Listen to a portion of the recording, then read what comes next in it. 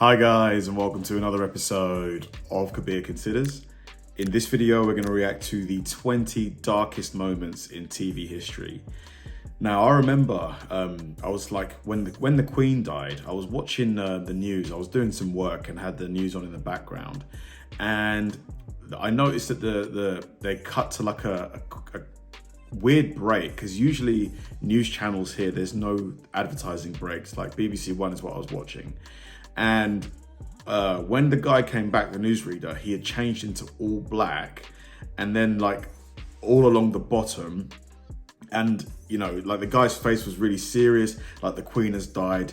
And yeah, it was just, every channel was just covering the story. It was crazy, because you know, I've never seen a monarch die in my life. Like the Queen, I think she was on the throne for like 70 years. Maybe more, no, more than that. So like, she's the only monarch I'd seen die, and it was all they were talking about for like a month. It was crazy. But there's other moments as well that have happened, you know, like terrorism and things like that, you know, TV is just not what we're used to seeing. So yeah, this compilation is gonna, you know, probably bring quite a lot of maybe not so good sort of like memories. He was the sole witness to one of the most tragic events in recent memory. Welcome to WatchMojo, and today we're examining the most infamous and shocking behind-the-scenes stories in TV history. We will be excluding news channels, TV journalism, and sports. Number one, would you say hello to Cheryl, please? Oh yeah. We're gonna have a great time together, Cheryl. It's like he was a serial killer. The abuse of David Yost. Triceratops! Power Rangers. 90s kids have Flashback. fond memories of Power Rangers, Yep. but making the show was not as fun as watching it. At least not for Blue Ranger David Yost. A gay man, Yost was reportedly harassed by producers and crew members for his sexual orientation. The harassment got so bad that Yost harbored thoughts of self-harm and eventually quit the show altogether. Wow. After leaving the program, Yost attempted to alter his sexuality through conversion therapy and later suffered a nervous breakdown. After spending some time in a psychiatric institution, Yost accepted his sexuality and has since returned to the Power Rangers community. She's a kid. She's a kid, Billy. She doesn't need to know that we're Power Rangers. She needs to know that Rita Repulsa killed her mom. The franchise has also The acting was a bit wooden, but still, like, lots of memories, man. not been kind to Allison McGinnis, the pink Lightspeed Ranger who broke her leg while training for a dangerous stunt. Oof. The death of John Eric Hexum. I was in Special Forces Fort Benning, Georgia. They came in and looked us over. About as uncomfortable as what you're doing here. Between September 1984 and April 1985, CBS aired an action thriller called Cover Up. It starred John Eric Hexum as Mac Harper, a former Green Beret who's hired by a fashion photographer to find her husband's killers. On October 12, 1984, Hexum was waiting on set when he got bored and began playing with a gun loaded with blanks. He unloaded all but one blank and played a round of Russian roulette. Not knowing how dangerous this was, he pulled the trigger and fired a blank straight into his temple. The shot fractured his skull and caused an enormous brain hemorrhage. Unfortunately, the damage was too great to repair, and Hexum died 6 days later. Oh my Clayne God. Crawford's unfortunate. Oh man. He died? I was expecting to hear, oh, you know, maybe he suffered a brain injury, but he survived. Damn. behavior. I mean, that was the biggest move I think I've ever seen. You're the biggest crybaby I've ever met in my life. In 2016, Fox began airing a Lethal Weapon show based on the iconic film series. Roger Murtaugh and Martin Riggs were back after nearly 20 years, and they were respectively played by Damon Wayans and Clayne Crawford. Unfortunately, the latter caused a slew of problems on set. Crawford was reportedly known for his angry outbursts, which made those around him uncomfortable. One instance even resulted in studio-appointed therapy and Crawford giving up some of his paycheck to the afflicted party. Wow. It was all too much for the cast and crew, many of whom voiced their displeasure at working with Crawford, and he was fired at the end of the second season. Murtaugh is without a Riggs. A Lethal Weapon star leaves the action series after multiple accounts of bad behavior on set, including endangering his fellow castmates. The fall of Louis C. What an idiot, honestly. Had a great opportunity, probably making really good money doing that show. Like, just don't be a jerk. How hard has it got to be? Just don't be a jerk. I go to my daughter's school to volunteer sometimes. My daughter goes to a public school. And I volunteer not because I'm a good person, but because you have to. Because nobody works there. While he's primarily known for his stand-up, Louis C.K. also found great success on television, especially with his surreal Emmy-winning Louie. This guy was everywhere. In the early 2010s, from like 2010 to say 16, he was huge. He was like the Kevin Hart of that era. The series entered an indefinite hiatus in 2015 at the end of its 5th season, with CK planning on returning to it at some point in the future. But that changed when the comedian was accused of inappropriate sensual behavior. The story began that very year when fellow comedian Roseanne Barr shared some nasty rumors about CK's secret behavior. These rumors were confirmed 2 years later in the midst of the Me Too movement, and CK admitted his transgressions. As a result, FX cut all ties with their star, and Louis was canceled. News this morning about the comedian Louis C.K., who has come out to say that the accusations against him are in fact true. The $1.98 beauty show. Isn't it crazy you could be on top of the world, like on top of the world, you feel invincible, and one thing just causes like total destruction. Lovely young lady who is truly one of television's brightest stars from the show One Day at a Time, Mackenzie Phillips. The 70s were certainly a different time, one in which producers thought laughing at people would make for appropriate television. The $1.98 beauty show was a parody of beauty pageants, with contestants demeaning themselves for less than $2 in prize money and a bouquet of rotten vegetables. Why? Much of the humor came at the expense of the contestants, with host Rip Taylor, announcer Johnny Jacobs, and a group of celebrity panelists often ripping into their physical appearance. When an overweight woman is comedically called a, quote, tow truck, you know things have gone too far.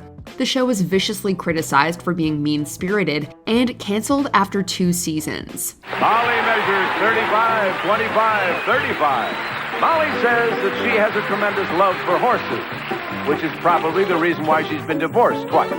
The allegations against Dan. I mean, I get it. Roast, that's why roasts are so popular. But man, just to literally the whole show is about ripping into someone seemed harsh.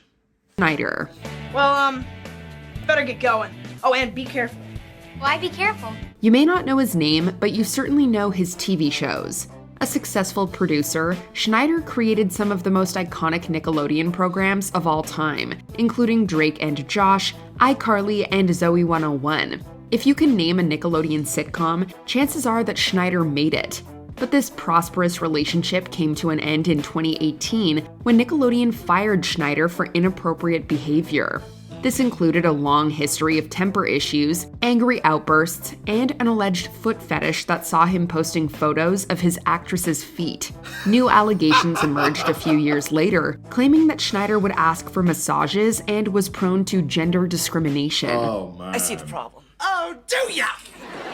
A workplace hazard. Oh my god. I don't know why, the foot fetish thing just really made me laugh. I don't know why. Killed in August 2014. He had followed Omaha police into a Wendy's where a robbery was taking place. Cops has been a TV staple since 1989 and has aired well over 1,000 episodes in that time.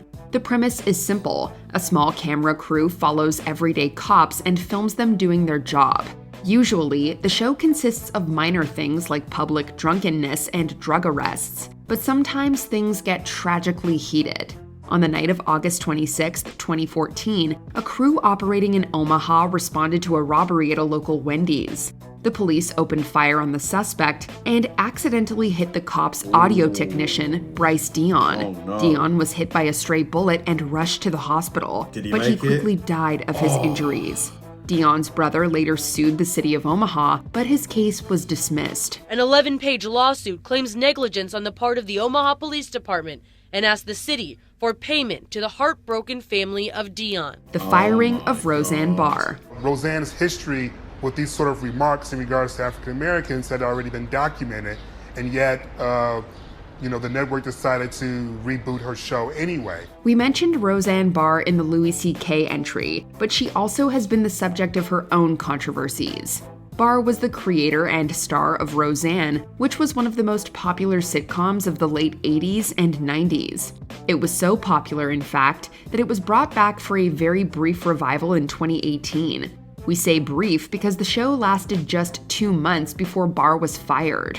On May 29th, Barr made a racist comment about Valerie Jarrett on Twitter, who had just finished her role as senior advisor to the president. The tweet garnered immediate controversy, and ABC canceled. What did the tweet say? If anybody knows what she said, let me know.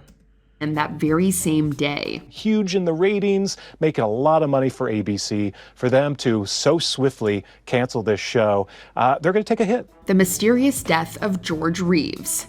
Before Christopher Reeve donned the red and blue of the Man of Steel, George Reeves played him on the syndicated Adventures of Superman, the first Superman television. Any relation between George Reeve and Christopher Reeves? Probably not. Show. It ran for 6 seasons between 1952 and 1958. The next year, Reeves died of a mysterious gunshot wound. Reeves had supposedly taken his own life inside his LA home, the result of depression and feelings of failure. But this finding has long been contested and debated. Some have theorized that famed Hollywood fixer Eddie Mannix was involved. Others point to Reeves' fiancée, Leonore Lemon. We'll likely never know what truly happened, and for now, we just have to accept the potentially bogus self-harm theory. And now, another exciting episode in the Adventures of Superman. The canceled makeover of Delise Williams. Tonight, a My Fair Lady makeover. More extreme than any done before. I would just love to be able to look at myself and see a whole different person. Extreme Makeover was an ABC program that saw ordinary people undergoing plastic surgery to attain their dream appearance. Needless to say, the show garnered much controversy in its day, and it even resulted in a death. A Texas woman named Delise Williams was slated to appear on the show. Producers arrived at her hometown and goaded family members into saying awful things about Williams' physical appearance. She was in the next room listening in for reaction shots. Is that necessary? Just because you're giving someone a makeover, do you really need their family to just talk shit about them? That's crazy.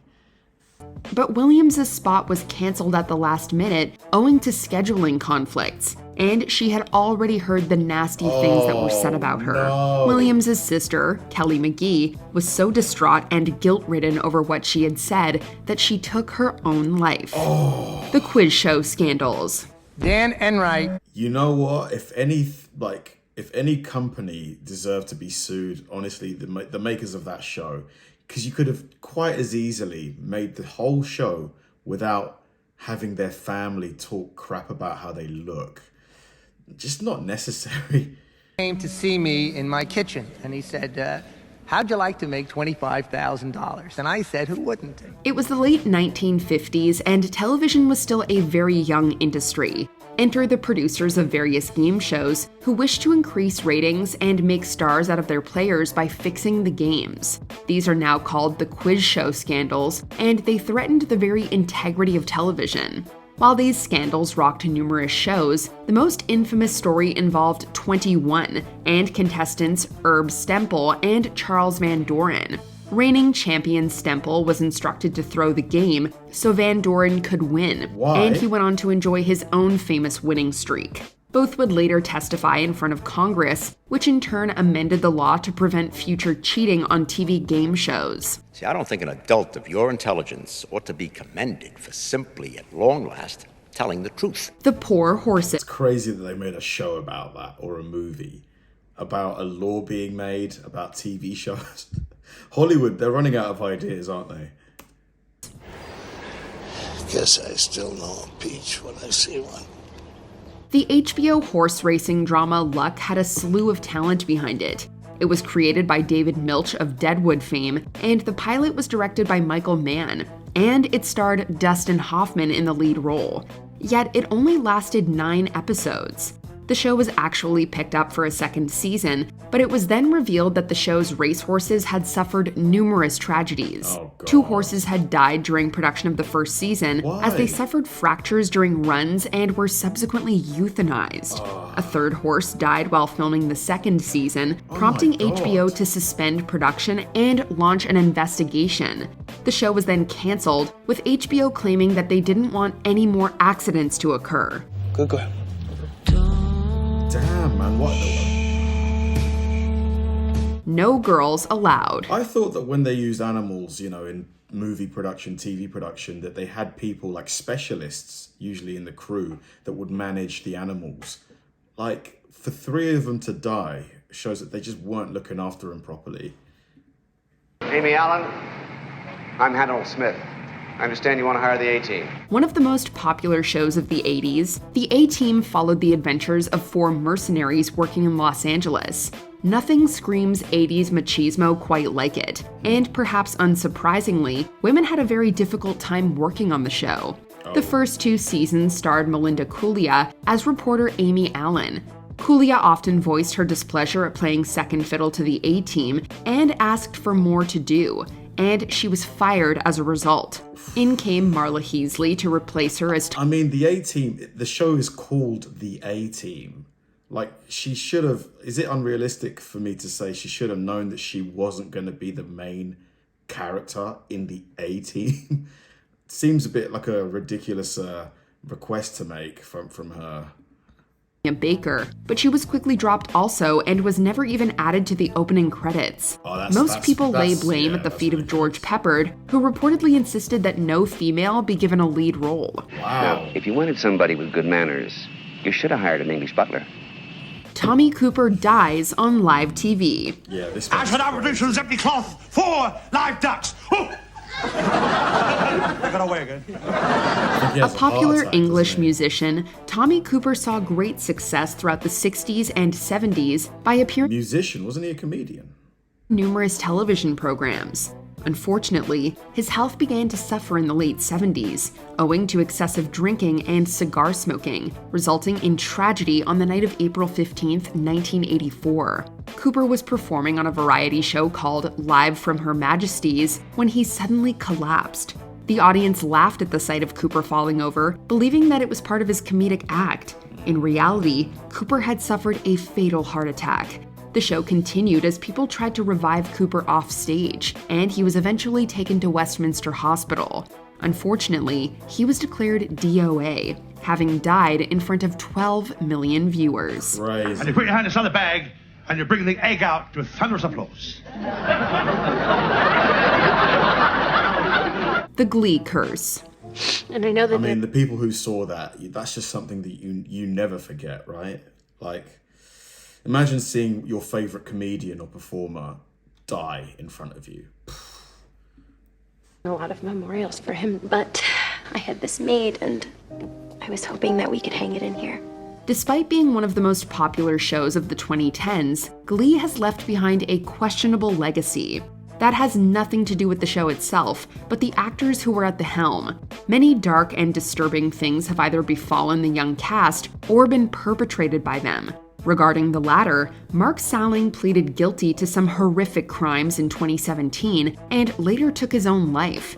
It has also been reported that Blake Jenner was physically abusive towards his then-wife, Melissa Benoist, even giving her a permanent eye injury. But horrible things have also happened to the actors. Corey Monteith died in 2013 from a drug overdose, and Naya Rivera later drowned while boating with her son in California's Lake Piru. The demise of Phil Hartman. Jeez, man. That show definitely seems cursed. It was, again, in the early 2010s, Glee was everywhere. Everywhere. Hi, I'm Troy McClure. You may remember me from such films as The Greatest Story Ever Hooled and They Came to Burgle Carnegie Hall. A television legend, Phil Hartman drew widespread acclaim for his work on shows like Saturday Night Live, News Radio, and The Simpsons. But throughout the 1990s, Hartman was in a strained relationship with Brim Omdahl, his third wife.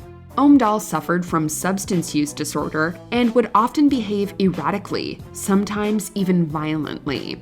While Hartman was advised to leave Omdahl, he never did so. Tragically, in the early morning hours of May 28, 1998, an inebriated Omdahl shot and killed Hartman while he slept.